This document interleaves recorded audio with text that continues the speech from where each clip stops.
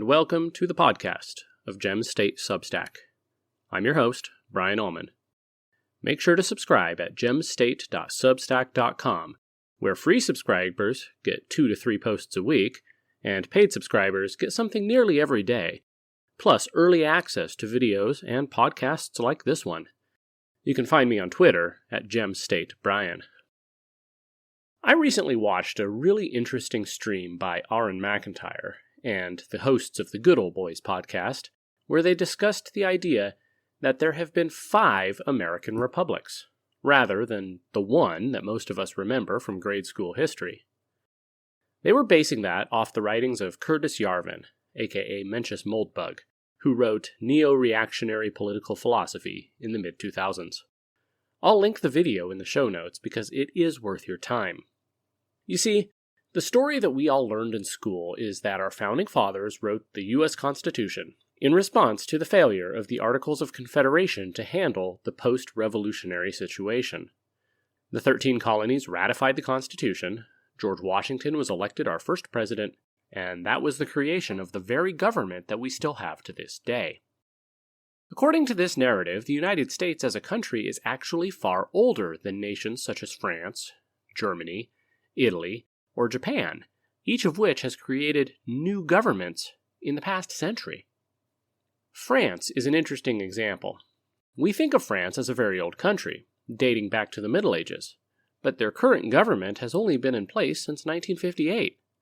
In fact, since America ratified our Constitution, France has seen the fall of the Ancien regime, the chaos of the Revolution, Napoleon's consulship and then his empire, the restored monarchy, the July monarchy of 1830, the Second Republic, the Second Empire of Napoleon III, the Paris Commune, the Third Republic, the Vichy government that collaborated with the Nazis, the Fourth Republic, and then finally the Fifth Republic that was born out of the Algerian crisis.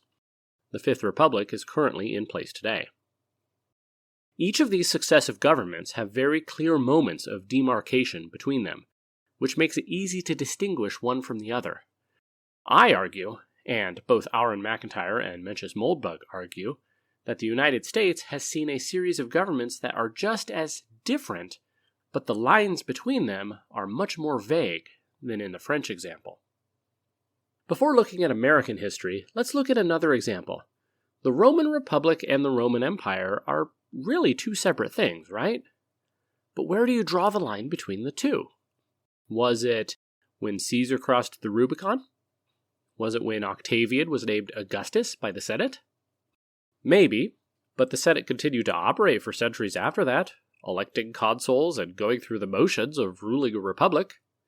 Or you could go earlier, such as when Marius and Sulla had their competing dictatorships. My point here isn't to argue about when exactly the Republic officially became the Empire, rather just to show how the divisions that we see in hindsight are not obvious in the moment. Most historians agree that the Western Roman Empire ended in the year 476, when the barbarian general Odoacer deposed Romulus Augustulus and refused to crown a new emperor. But if you asked any average person their opinion of the tides of history that year, they wouldn't notice any great changes. These things happen very, very gradually, sometimes on the order of generations. Consider what we call the Byzantine Empire. They never called themselves that. Rather, they considered themselves Romans, direct successors to the same political body as Constantine, Augustus, Cincinnatus, all the way back to Romulus. Nevertheless, the empire of Justinian was very different from the empires of Constantine and Augustus, and the empire that fell to the Turks in 1453 was very different from what it had been 1,000 years before. So it is with the United States of America. Our first republic was organized under the Articles of Confederation, and it was a loose association of sovereign states. Our second republic was the Constitution, but that only lasted until the Civil War. It could be argued that what emerged from that awful conflict was a brand new conception of the American government. The Civil War established through force of arms that the Union, though voluntary to join, was eternal. Once you're inside, you can't get out, like the Hotel California. And the 14th Amendment applied the Bill of Rights to the states in a way that had not been conceived of before. That gave the federal government a level of influence and control over individuals that it had not had before. As the saying goes, before the Civil War, we were these United States, whereas after the war, we were the United States. Now, the application of your constitutional rights to the states through the 14th Amendment is not necessarily a bad thing. Consider that the Supreme Court held in the Heller and McDonald decisions that states do not have the authority to infringe upon your right to keep and bear arms, which is a huge victory for personal liberty. Yet it cannot be denied that this has moved a lot of our governance further up the chain, centralizing it in Washington, D.C., rather than in your cities and your state capitals. The Third Republic took us through Reconstruction, the settlement of the West, and the birth of the modern era. The progressive reforms of Teddy Roosevelt would probably not have been possible before the greater centralization of our government following the Civil War. Neither would the New Deal of Franklin Roosevelt. The New Deal and World War II transitioned us to what we can call the Fourth Republic. Under this new conception of American governance, the federal government had the right to micromanage the economy, to interfere with private enterprise with projects like the Tennessee Valley Authority, and to maintain a standing military that would have outraged our founding fathers. The constant threat of nuclear war meant that the president and his cabinet had unprecedented powers, including the creation of spy agencies like the CIA and NSA. These agencies engaged in secrecy and covert operations by necessity, but that inevitably created agencies that operated completely above the law and outside of any congressional oversight. The last transformation of our government to this day occurred during the 1960s with a series of laws that have had far-reaching consequences. Author Christopher Caldwell has argued that the Civil Rights Act created a new, unwritten constitution that trumps our original constitution. Courts have interpreted the act as giving the federal government broad powers to interfere with individuals and private businesses in the name of establishing equity. Originally, this only applied to black Americans who had been discriminated against in the Jim Crow South, but later interpretations of the act gave every aggrieved minority group the ability to use government power to establish equity, from women to gays and now to trans people. The effects of the Civil Rights Act cannot be underestimated. The federal government, which prior to the Constitution had almost no power, and before the 14th Amendment had very little, now had the ability to go into private businesses and tell owners who they hire, who they cannot hire, what environment they must provide, and many more regulations. You can't say that this sort of government is the same thing that was created when the Constitution was ratified. It's very different. Demographics also began changing in the 1960s. The U.S. had essentially closed the borders in 1924, allowing in only a small number of immigrants each year. In 1965, Congress passed the Hart-Celler Immigration Act, opening our shores to large numbers of people from all over the world. The last 50 years have seen mass migration without the assimilation that accompanied previous waves. The result is a country where various ethnic groups now compete for power and influence in our almighty federal government. As the old saying goes, instead of the people electing a new government, what if the government elected a new people? The same 14th Amendment to the Constitution that gave the federal government massive power after the Civil War has been interpreted to mean that any baby born on American soil was an American citizen. This has led to birth tourism and anchor babies. If an illegal immigrant has a baby in America, then they have a much greater chance of being allowed to stay. This makes a mockery of our entire immigration system. The authors of the 14th Amendment never meant for it to apply to diplomatic staff, students, or tourists, and yet it is used now to massively inflate the number of migrants who come to our country. The other major change to American governance in the 1960s was Lyndon Johnson's Great Society. In addition to Social Security, which had already been created during the New Deal, the federal government now took over the job of private charity, creating a welfare state for people who cannot or do not want to work. Nothing in the Constitution ever authorized such a thing, and prior to the Progressive Era, nothing of that sort could have been imagined.